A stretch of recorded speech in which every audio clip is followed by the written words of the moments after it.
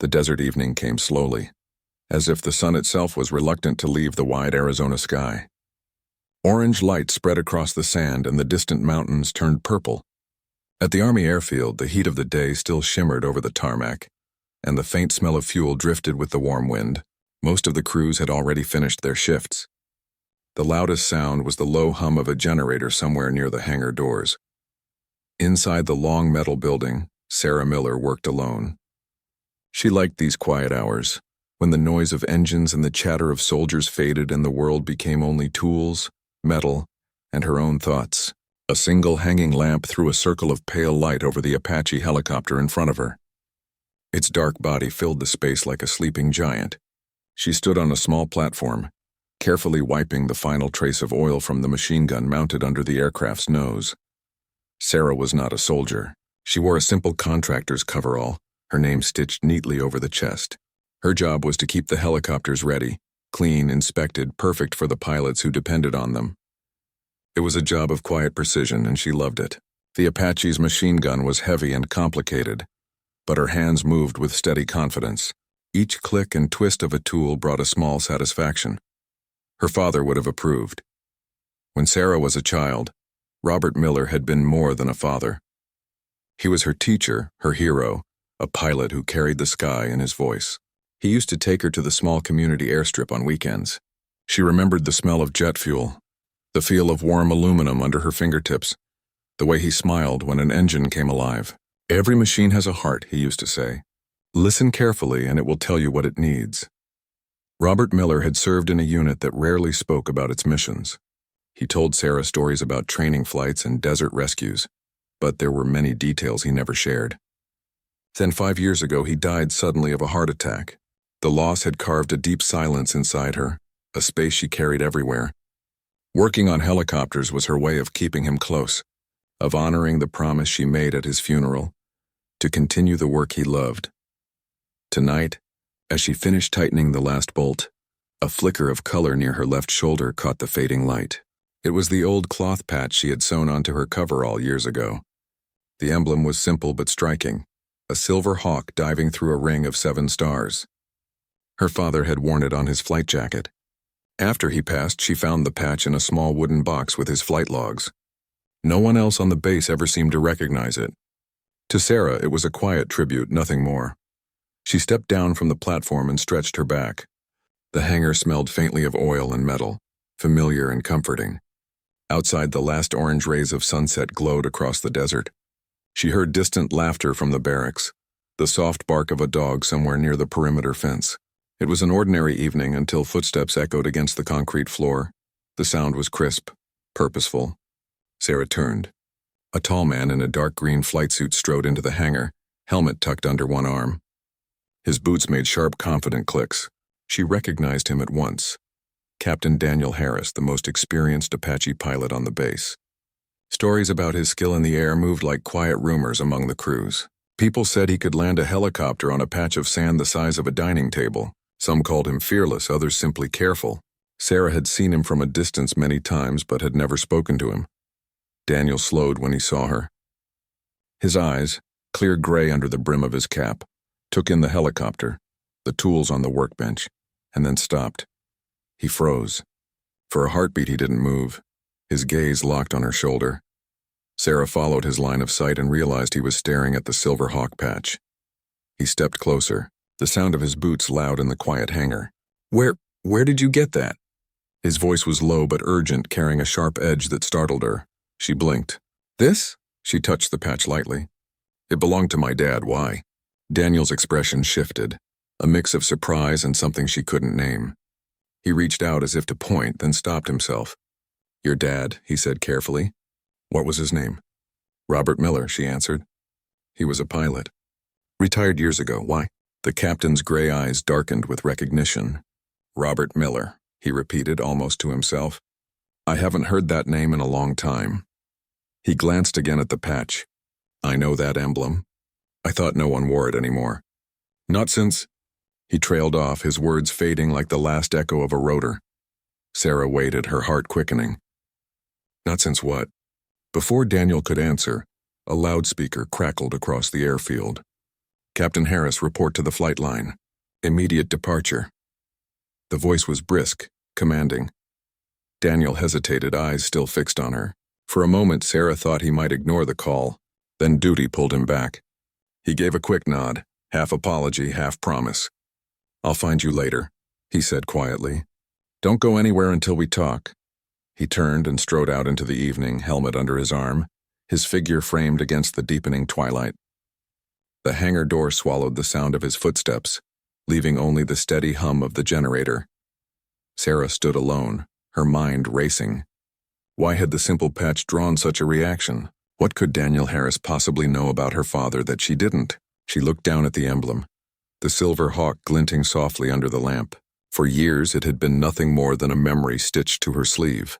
Now it felt like a door, one she had never thought to open, leading to a part of her father's life that remained hidden. Outside, the desert night deepened, filled with the faint rush of wind across the sand. A helicopter's rotors began to spin somewhere in the distance, a deep, rhythmic thump that vibrated through the hangar walls. Sarah watched the dark sky where Captain Harris's Apache would soon rise, carrying with it questions she could no longer ignore. The silence around her felt different now, heavy with possibility. She reached for her father's patch once more, fingertips tracing the threadbare edge. She could almost hear his voice, calm, steady, telling her to listen to the heart of the machine. But tonight it was not the helicopter speaking. It was the past waiting to be heard. The desert night wrapped the airfield in a cool hush. After Captain Daniel Harris's sudden departure, Sarah Miller remained in the hangar, staring at the patch on her sleeve as if it might start speaking. The silver hawk seemed brighter under the hanging lamp, the 7 tiny stars around it glowing like a riddle. She cleaned her tools slowly, hoping the familiar routine would steady her thoughts. But the captain's words replayed again and again. I know that emblem. I haven't heard that name in a long time. Why would a simple squadron patch unsettle him so much? A gust of wind rattled the hangar doors. Sarah finally packed her kit and stepped outside. The runway lights stretched in neat rows, their white glow shimmering on the asphalt. Above her, stars spilled across the black sky. She thought of her father and how he used to name the constellations during evening walks. Her phone buzzed in her pocket. The number was unknown. She hesitated, then answered. Miss Miller. The voice was deep and calm. Yes, who is this? This is Captain Harris, the voice said. The sound of spinning rotor blades throbbed faintly behind him. I can't talk long. I'm heading out on a night patrol. But we need to meet tomorrow. It's about your father. Sarah's breath caught. My father? You knew him? I did, Harris said almost gently. And I think you deserve to know some things. I'll find you in the morning. Don't worry, it's nothing dangerous, just important. Before she could ask more, the line clicked dead. Sleep did not come easily. Sarah returned to her small on-base apartment and sat by the window for hours, listening to the faint thunder of helicopters in the distance. Memories of her father flooded back. His easy laugh, the smell of leather gloves, the way he would pause before telling certain stories, as if deciding what to hide. Had he kept something from her? The idea stung. She tried to picture him with Captain Harris years ago, but the images refused to fit together. Near dawn, she finally drifted into a restless sleep. The next morning, the base stirred to life with the usual rhythm, engines warming, voices calling over radios, sunlight flashing on metal. Sarah walked back to the hangar early, drawn by habit and a quiet urgency. She found Harris waiting near the helicopter she had serviced the night before. He looked more tired than she expected, shadows beneath his gray eyes, but his posture remained straight, confident. Morning, he said. Thanks for meeting me.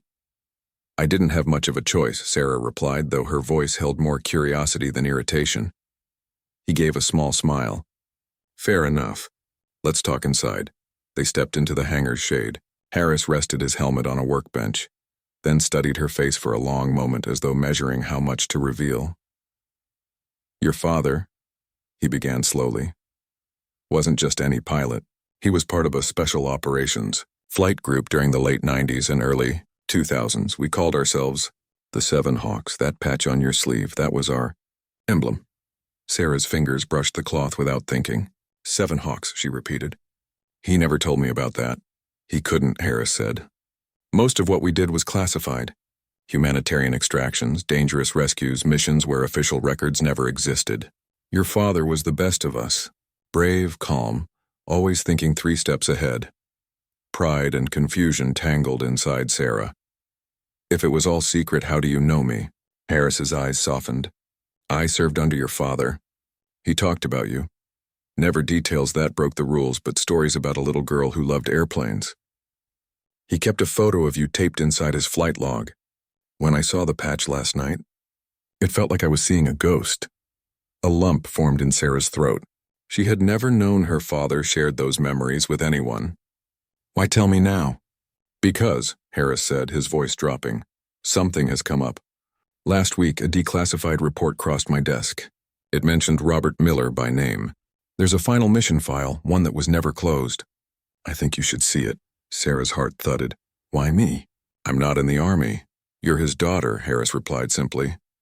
And you have a right to understand who he really was. They moved to a small office off the hangar. Harris unlocked a metal cabinet and pulled out a thin folder, its edges worn. He slid it across the table. I shouldn't even have this, he admitted. But I figured you'd want the truth. Inside were faded photographs and typed pages. Sarah's breath caught as she lifted a picture of her father standing beside a helicopter at sunset, the silver hawk emblem bright on his sleeve. He looked younger but unmistakably the same. Calm eyes, steady smile. Another page described a mission in distant mountains, a rescue of stranded civilians during a violent storm. Details were sparse, names redacted. At the bottom was a single line in bold, Operation Starhaven. Status unresolved. What does that mean? She asked. It means, Harris said quietly, that the operation was never officially closed. Something about it remains unfinished. Sarah stared at the words. Unfinished. Her father had died 5 years ago. How could anything remain undone? Harris leaned forward, his tone gentle but firm. There's a retired officer in Flagstaff who might know more. He was our commander. If anyone can fill the gaps, it's him. But he rarely talks to outsiders. Sarah hesitated, torn between caution and a sudden burning need for answers. The hangar seemed to hum around her, the memory of her father's voice echoing in her mind. Listen to the heart of the machine. Finally, she nodded. Tell me how to find him. Harris gave a small, approving smile. I'll arrange it. We'll leave tomorrow morning. As Sarah left the office, sunlight poured across the airfield. The familiar landscape felt different now, charged with hidden meaning. Every sound, the call of a distant mechanic, the whir of blades, seemed to carry a message. Her father's life had always been a story of open skies and steady hands. Now she understood it was also a story of secrets, and somewhere in those secrets, perhaps, waited the final piece of who he truly was. Sarah touched the silver hawk patch again. It no longer felt like a simple memorial. It felt like a key, one she was finally ready to use. The next morning arrived cool and clear, a thin veil of pink sunlight stretching over the Arizona desert. Sarah Miller stood beside the airfield's main gate with a small duffel bag slung across her shoulder. She had barely slept, her mind racing with questions. The silver hawk patch on her coverall felt heavier than ever, like a secret she now shared with the rising sun. A dark green army truck pulled up, dust curling behind its tires. Captain Daniel Harris leaned out the window. Ready? He asked. Sarah nodded and climbed in. The interior smelled faintly of leather and sand. As the truck rumbled onto the highway, the base shrank behind them, a cluster of lights fading into the endless desert. For a long time, they drove in silence. The road stretched ahead like a ribbon of gray, bordered by red rock and low cactus. Finally, Harris spoke. Your father saved my life once, he said quietly. I suppose I should start there. Sarah turned toward him, the seatbelt tight across her chest. When? Afghanistan. A storm grounded half the fleet. My chopper lost power over a ravine. Your dad flew through winds that could rip a machine apart. Pulled me out with seconds to spare. He kept his eyes on the road, voice steady but distant. He never bragged. He just said, good pilots take care of their crew. I owed him everything. Sarah listened, her throat tight. He never told me, she said. He wouldn't, Harris replied. Your father believed quiet service was the truest kind. The truck climbed into higher country, where the air grew cooler and the scent of pine replaced the dry desert wind. Sarah pressed her forehead to the glass, watching the landscape change. jagged cliffs giving way to tall trees and patches of lingering snow. They reached Flagstaff by late morning. The city nestled among mountains, its streets lined with coffee shops and old brick buildings. Harris turned onto a narrow road leading to a cluster of cabins at the edge of a forest. "This is where Colonel James Everett lives," Harris explained. "He was our commander. Retired years ago. He doesn't like visitors." They parked near a wooden cabin with a sagging porch. A single American flag hung quietly in the cool breeze. Harris led the way up the steps and knocked. For a long moment, nothing happened. Then the door opened a crack, revealing an older man with sharp blue eyes and a white beard. He wore a flannel shirt and jeans, but his posture carried unmistakable military precision. "Harris," the man said, his voice a deep gravel. "Didn't expect to see you again." "Good to see you too, Colonel," Harris replied. "This is Sarah Miller, Robert's daughter." The name changed everything. The colonel opened the door fully, studying Sarah with an intensity that made her straighten. "Robert's girl," he said softly. "Well, I'll be." He stepped aside and motioned them in. The cabin smelled of wood smoke and old paper. Maps and photographs covered the walls. Mountain ranges, helicopters, distant deserts. Colonel Everett gestured toward a pair of chairs near a stone fireplace. "You look like him," he said to Sarah. "Same eyes. Same way of standing, like you're ready to take off." Sarah managed a small smile. "People used to tell me that when I was little." Everett lowered himself into a chair. "So, you want to know about Operation Starhaven?" The name struck Sarah like a sudden gust. "Yes," she said. The colonel stared into the fire for a long time before speaking. "It was supposed to be a simple rescue. Remote valley in the Hindu Kush. A research team trapped by a sudden landslide. We went in with 3 helicopters, including Robert's. Weather turned violent, snow, wind, the kind that swallows a machine whole." Harris leaned forward, listening as intently as Sarah. "Your father," Everett continued, "made it through the storm. He found the team, brought them out. But one researcher, an American geologist named Mark Leland, insisted on retrieving critical equipment. Robert argued, but the man went back into the storm. Robert followed. Everett's voice softened. They never found Leland's body. Robert got out alive, but he came back changed. Said the man gave him something before the mountain closed in. Something he swore to protect." Sarah's pulse quickened. "Something? What was it?" The colonel shook his head. "He never told me, but he left a final message with the unit before he retired. He said if anything happened to him, his daughter would know when the time was right." Sarah sat back, stunned. "But he never left me anything." "No letter, no." Everett raised a hand. "Did he give you a box? Something from his flight days?" Sarah thought of the small wooden box where she had found the silver hawk patch. "Yes," she said slowly. There were flight logs in the patch. "That's all." The colonel's eyes narrowed thoughtfully. "Sometimes the obvious hides the key. Check those logs again." Robert was clever. He might have left a code. Harris glanced at Sarah. "Do you still have them?" "They're at my apartment on base," she said. "Then that's where we go next," Harris said firmly. Everett nodded. "If Robert wanted you to know, you'll find it." "And when you do?" He paused, choosing his words carefully. "Remember, Sarah, some truths carry weight, but they also carry purpose." The drive back toward the base was quieter. Snow dusted the roadside pines and sunlight flickered through the branches. Sarah held the patch in her lap, running her thumb along the frayed edge. "My father kept a secret," she said finally. "All these years he carried something and never said a word." Harris glanced at her. "Maybe he was waiting for the right person to help finish what he started. Or maybe he wanted me to stay out of it," she murmured. "Then why leave clues?" Harris asked gently. "He trusted you." Sarah looked out the window, heart heavy but determined. Somewhere in her father's flight logs lay the answer. A code, a message. Perhaps the final chapter of a story she never knew she was part of. As the mountains fell behind and the desert stretched wide once more, Sarah felt the quiet presence of her father beside her. The road shimmered in the afternoon heat, endless and bright, like a path drawn by memory itself. For the first time since his death, she did not feel entirely alone. The desert sun leaned low as Sarah Miller and Captain Daniel Harris returned to the Army base. Long shadows stretched across the runway, and the familiar scent of oil and hot metal filled the air. Sarah carried her father's flight logbook close to her chest, her heart thudding with quiet urgency. They walked quickly to her small apartment near the maintenance hangars. The room was modest. Plain white walls, a single bed, a wooden desk with scattered papers, but every corner held the quiet memory of her father. On the shelf above her desk sat the small wooden box she had kept since his passing. Sarah set the box on the table. Harris stood beside her, arms crossed but eyes alert. "Let's see what he left," he said softly. The box creaked as she opened it. Inside lay the old leather flight logs, their covers worn smooth, the pages yellowed by time. She flipped carefully through the first few entries, dates, coordinates, weather notes, ordinary details of a pilot's life. But something told her to keep looking. "There," Harris said, pointing to a page near the middle. "That's different."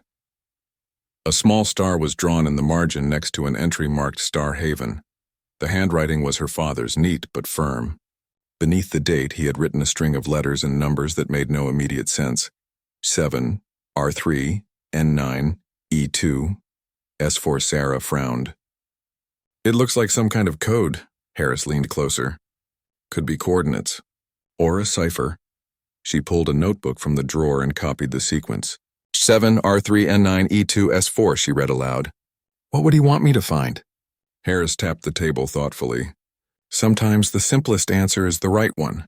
Could be an acrostic, maybe a phrase." Sarah studied the letters. HURNES, or maybe it spells something if we rearrange them. "Try Star Haven itself," Harris suggested. "See if the letters match something inside the words." They both worked silently for several minutes, rearranging letters, considering numbers. Then Sarah's eyes widened. "What if it's page numbers?" she said suddenly. "H7, maybe H stands for Haven. Page 7 of the log?" Harris nodded. "It's worth a try." She flipped to the 7th page marked with a small H in the corner, a habit of her father's she had almost forgotten. In the margin was a single word underlined twice. "Home." Sarah's breath caught. "Home?" They checked the rest. Page 3 with an R held the word remember. Page 9 with an N contained never. Page 2 with an E revealed every. Page 4 with an S gave star. Home. Remember. Never. Every. Star, Sarah whispered. The words sounded like fragments of a message. "Maybe it's a sentence," Harris said, brow furrowed. "Home, remember, never, every star." Sarah's eyes lit with sudden recognition. "It's something he used to tell me when I was little. Remember, Sarah, home is never far. Every star will guide you. He said that when we watched the night sky." Harris exhaled slowly. "So he's pointing you to the stars. But why?" Sarah glanced toward the window, where the evening sky was deepening to a rich indigo. Maybe it's not the sky itself. Maybe it's a location named after stars. Harris pulled out his phone and searched quickly. "Starfield Park," he murmured. "There's a Starfield Memorial near Phoenix. Old airfield turned museum. Your father used to fly out of there, didn't he?" "Yes," Sarah said, her memory sparking. "He took me there once when I was a child. It's where he first let me touch the controls of a plane." Harris gave a firm nod. "That's our next stop." They set out just before dawn the next morning, the desert cool and hushed under a sky crowded with stars. The truck's headlights carved twin beams across the empty highway. Sarah felt a strange mix of fear and anticipation, as if the road itself carried her deeper into her father's world. By late morning, they reached Starfield Memorial. The former airfield had been turned into a quiet museum, its main hangar housing vintage planes and photographs. A faded sign welcomed visitors, but the grounds were nearly empty. Sarah walked slowly across the cracked tarmac, memories stirring with each step. She could almost hear her father's laughter echoing in the open air. Inside the hangar, sunlight spilled through dusty windows, casting long lines of light across the polished wings of old aircraft. Harris followed her to a corner where a small plaque listed the names of pilots who had trained there decades ago. Sarah scanned the wall until her gaze stopped on a familiar name, Captain Robert Miller. Below it, a single silver star was engraved, brighter than the rest. Her breath caught. "Look," she said softly. Beneath the star, almost hidden by the plaque's shadow, was a small metal latch. Harris crouched and pressed it. With a faint click, a narrow panel slid open, revealing a shallow compartment. Inside lay a sealed envelope, yellowed with age but clearly placed there with care. On the front, in her father's unmistakable handwriting, were the words, "For Sarah, when the stars lead you home." Her hands trembled as she lifted the envelope. The paper crackled softly. For a long moment she simply held it, the weight of her father's presence so strong she could almost feel him beside her. Harris rested a steadying hand on her shoulder. "Take your time," he said. Sarah drew a slow breath and opened the envelope. Inside was a single sheet of paper folded neatly. She unfolded it and began to read. "My dearest Sarah, if you have found this, you have followed the stars as I hoped you would. There are truths I could not speak while I lived. I carried a responsibility from my last mission, a promise to protect knowledge that could help many and harm many more. The details are enclosed in the smaller note. Trust only those you know to be honorable. But above all, remember this. You are my greatest mission, my proudest achievement. The world may ask for courage in ways you cannot imagine, but your heart will always guide you. Home is never far, every star will guide you. I love you, Dad." Beneath the letter was a second, smaller note with coordinates written in precise numbers. Sarah's eyes blurred with tears. Her father's voice seemed to whisper from the page, warm and steady. Harris looked at the coordinates and then at her. "These lead deep into the desert," he said softly. "Another step of the journey." Sarah held the letters close, her heart aching and alive all at once. The mystery was far from over, but for the first time she felt her father's presence not as a memory but as a guide. The stars had led her here, and she knew they would lead her farther still. The morning after their visit to Starfield Memorial broke bright and cloudless. Sarah Miller stood outside the small motel near the old airfield, the letter from her father tucked safely inside her jacket. She barely slept. The coordinates written on the smaller note had glowed in her mind all night like numbers made of starlight. 702N, 11916. They pointed to a stretch of Arizona desert, miles from any marked town. Captain Daniel Harris joined her, carrying 2 travel mugs of coffee. He handed one to her without a word. Together they studied a road map spread across the hood of the Army truck. "That spot," Harris said, tapping the circled point, "is near the Verde Valley, mostly canyon and scrubland. No base, no airstrip, just open wilderness." Sarah traced the route with her finger. "If he wanted to hide something, that's the perfect place." "Remote," Harris agreed. "But reachable if we leave now." The idea of venturing into empty desert on the trail of a mystery both thrilled and unsettled Sarah. Yet she felt her father's presence urging her forward. She folded the map and met Harris's steady gaze. "Let's go." They drove for hours under a sky as wide as the world itself. The highway gave way to winding back roads, then to a rough dirt track that rattled the truck's frame. Sagebrush bent in the dry wind. Distant mesas rose like ancient guardians. As they bumped along, Harris told more stories of her father, how Robert Miller always volunteered for the hardest missions, how he kept a quiet humor even when conditions were harsh. He used to hum old country songs through the headset, Harris said, smiling at the memory. Said music kept the machine calm. Sarah listened with a full heart. Each story was like a piece of her father returned. By midday, the road ended at a rocky plateau. Beyond it stretched a wide canyon painted in shades of red and gold. Harris parked the truck in the scant shade of a cliff. "This is as far as we can drive," he said. "The coordinates are about a mile on foot." They packed water, a compass, and a small first aid kit, then set out across the uneven ground. The desert air shimmered with heat, but a light breeze carried the faint scent of pine from hidden groves below. The path twisted between tall stone pillars and clusters of cactus. Sarah felt both exposed and protected, as if the land itself watched their progress. After nearly an hour, they reached a narrow opening in the rocks where the coordinates on her father's note matched exactly. It was a small hollow, partly hidden by a leaning juniper tree. Inside, the air was cooler, shadowed from the harsh sun. A single metal box, no larger than a toolbox, rested against the stone wall. Dust covered its surface, but it was intact. Sarah knelt, heart pounding.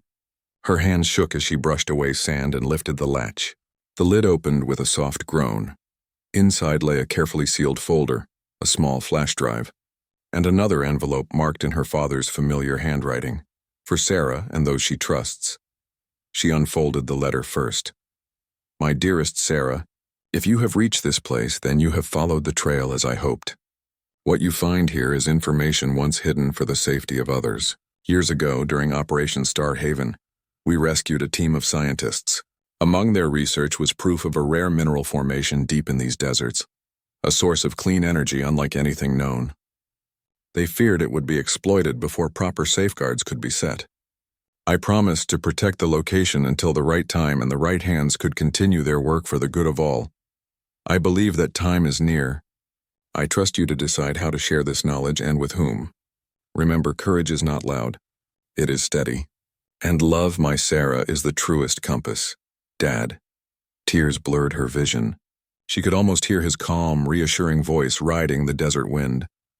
Harris studied the folder. Your father guarded something extraordinary, he said quietly. If these mineral deposits are what I think, they could power entire cities without harming the land. Sarah opened the folder. Inside were detailed geological maps, scientific notes, and photographs of the hidden valley taken from above. The flash drive likely held more data. She exhaled, the weight of the discovery pressing against her chest. He trusted me with this. And now we decide what to do, Harris said. These findings should reach people who will protect the site, not exploit it. They sat in the shade, the desert stretching silent and infinite around them. Sarah thought of her father, his careful smile, the way he taught her to listen to the heart of every machine. Now she understood. He had also been teaching her to listen to the heart of the earth. What if someone already knows about this place? She asked. Then we move fast, Harris replied. The army can help secure it, but only if we reach the right officials. Your father probably avoided official channels for a reason. He feared misuse. Sarah nodded slowly. Maybe we start with someone neutral. A university geology department. People who care more about science than profit. That sounds like Robert, Harris said, a small smile touching his lips. The hike back to the truck felt different. Though the sun still beat down, Sarah's steps were lighter. She carried the folder close, the flash drive safe in her pocket. Each crunch of gravel seemed to echo her father's words. Courage is steady. They reached the truck as the first streaks of evening colored the sky. Harris started the engine and they began the long drive toward the nearest town. The desert rolled by in waves of red and gold, a silent witness to the promise Robert Miller had kept for so many years. They stopped for the night in a small roadside inn near the Verde River. Over a simple dinner of sandwiches and iced tea, Sarah spread the maps and notes across the table. Harris leaned over them, his brow furrowed.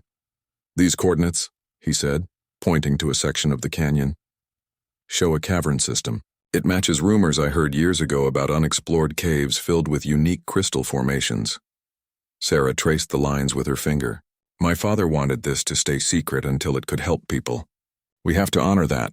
We will, Harris assured her. Tomorrow we can contact a trusted science team. I know a professor at the University of Arizona who specializes in sustainable energy. He's honest, careful. Sarah gave a tired but hopeful smile. Thank you, Captain. Daniel, he corrected gently. After all this, you can call me Daniel. She met his eyes, grateful for his steady presence. Then thank you, Daniel.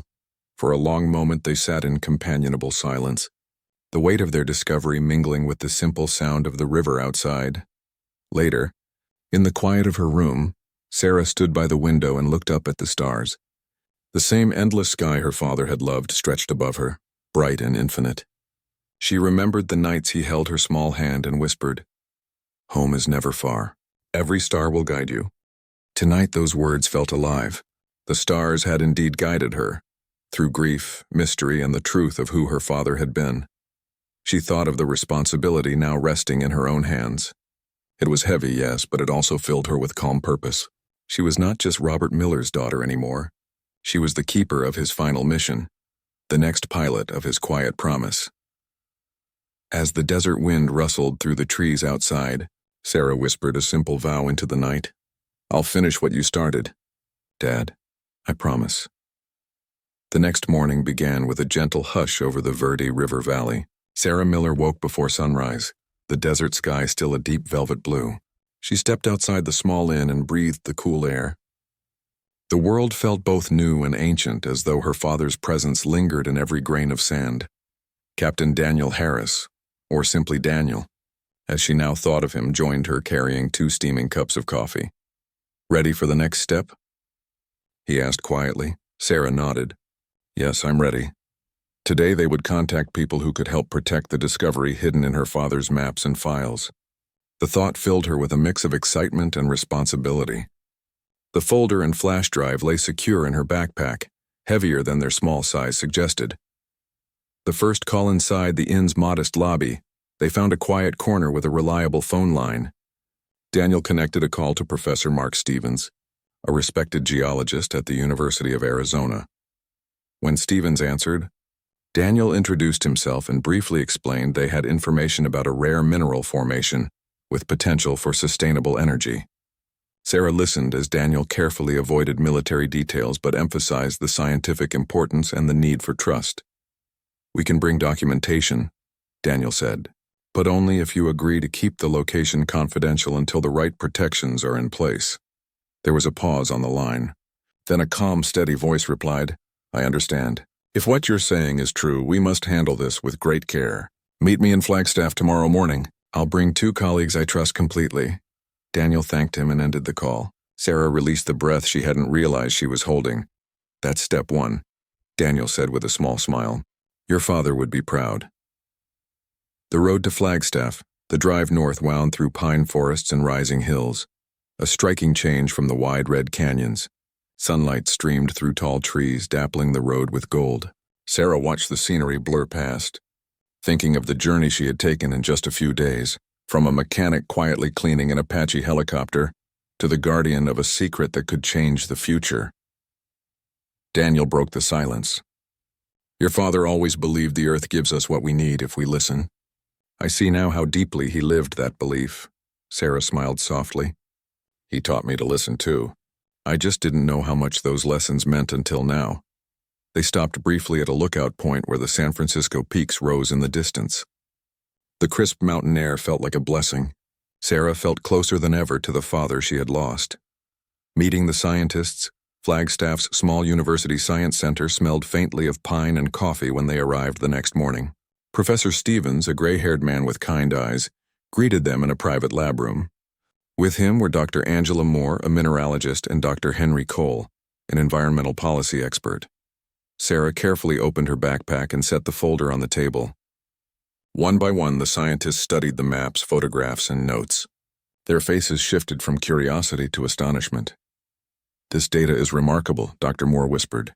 "If these readings are accurate, the mineral deposits could supply clean energy for decades, maybe centuries." Professor Stevens nodded slowly.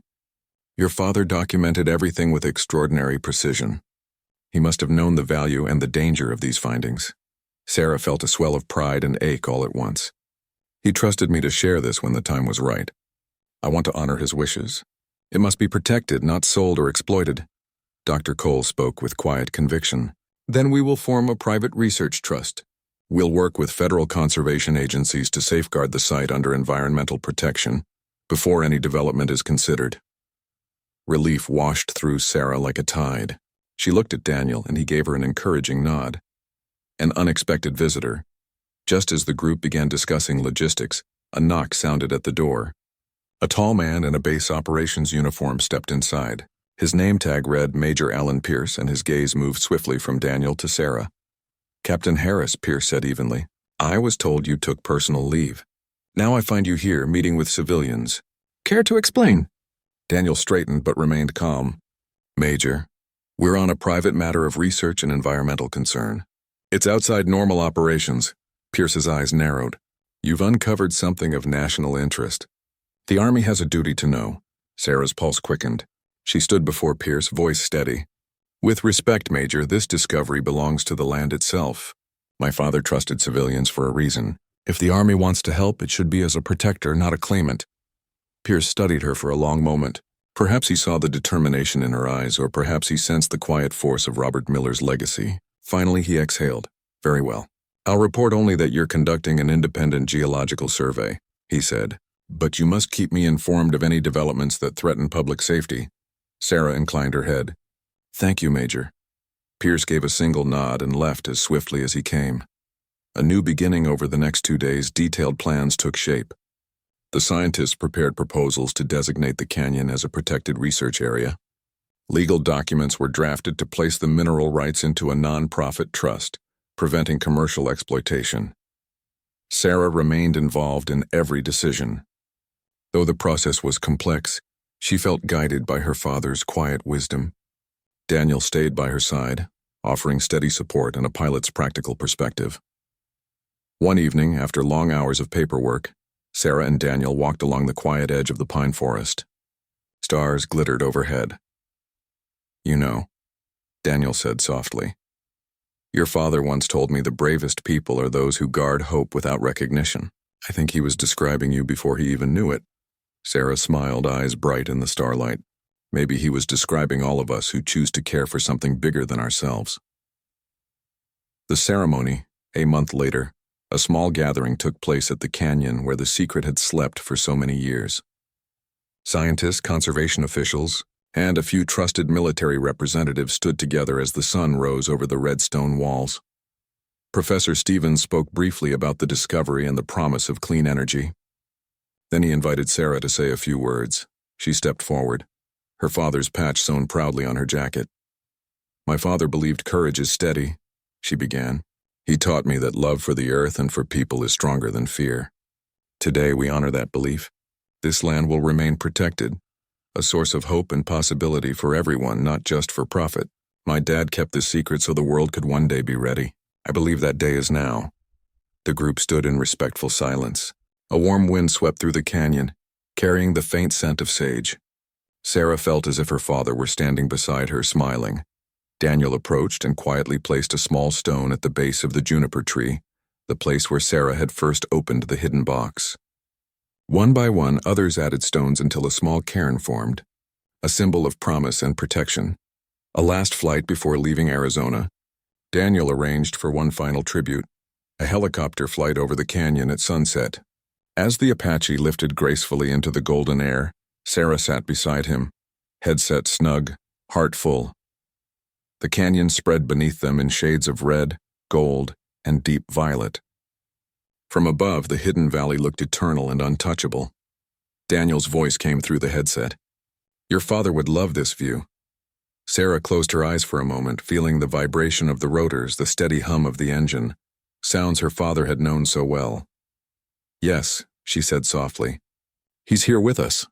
The helicopter circled once more, the setting sun igniting the sky with color. Sarah felt no sadness now, only a quiet strength. Her father's mission was complete and his legacy had become her own. Epilogue months later, national headlines spoke of a new hope for clean energy, discovered in the Arizona desert, but the exact location remained secret. Scientists and environmentalists worked together, guarded by the trust Sarah and her team had established. Life returned to a gentle rhythm. Sarah resumed her work as a skilled aviation mechanic, but with a new purpose. Each time she cleaned an aircraft or tightened a bolt, she felt a connection to the larger world her father had protected. Every evening, she wore the silver hawk patch. It was no longer just a memory. It was a sign of a promise kept. And whenever the desert wind carried the scent of sage or the night sky glittered with countless stars, Sarah Miller knew her father was near, guiding her still. His words remained her compass. Courage is not loud. It is steady. And love is the truest compass.